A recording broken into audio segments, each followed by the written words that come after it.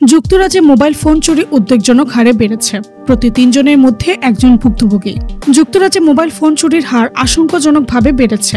একটি ফিনটেক স্টার্টআপের গবেষণায় দেখা গেছে প্রায় ৩ জন প্রাপ্তবয়স্কের মধ্যে একজন ফোন চুরির শিকার হয়েছেন, যা আগের বছরের তুলনায় দ্বিগুণের বেশি। এর ফলে ডিজিটাল নিরাপত্তা নিয়ে নতুন করে উদ্বেগ সৃষ্টি হয়েছে এবং পুলিশের ভূমিকা নিয়ে প্রশ্ন উঠেছে। যুক্তরাজ্যের ফিনটেক প্রতিষ্ঠান নিউক ফ্রম অরবিট পরিচালিত একটি জরিপে দেখা যায় ২০২৪ সালে ২৯% ব্রিটিশ প্রাপ্তবয়স্ক মোবাইল ফোন চুরির শিকার হয়েছেন, যেখানে ২০২৩ সালে এই হার ছিল মাত্র ১৭%। প্রতিষ্ঠানটির সিইও জেমস ও সুলিভান বলেন, চুরি বাড়ছে কিন্তু প্রতিক্রিয়া এবং প্রতিরোধ কার্যকর হচ্ছে না।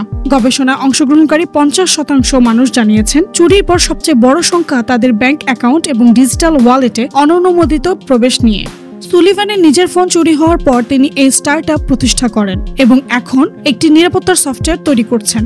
২০২৫ সালের মধ্যে এই পণ্য বাজারে আনার পরিকল্পনা রয়েছে।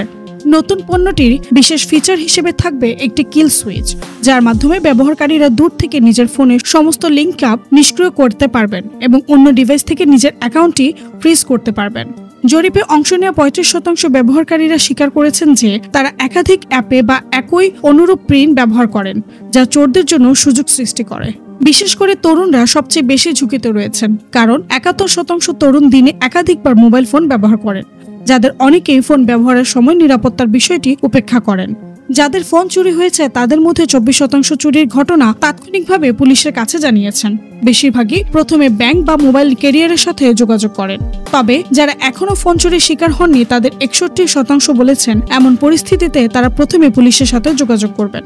যুক্তরাজ্যে মোবাইল ফোন চুরির হার উদ্বেগজনকভাবে বাড়ছে এবং বর্তমানে নিরাপত্তা ব্যবস্থা ও পুলিশের প্রতিক্রিয়া এই সংকট সামাল দিতে পারছে না। চুরি রোধে সচেতনতা বাড়ানোর পাশাপাশি প্রযুক্তিগত নিরাপত্তা ব্যবস্থার জোরদার করাই এখন সময়ের দাবি।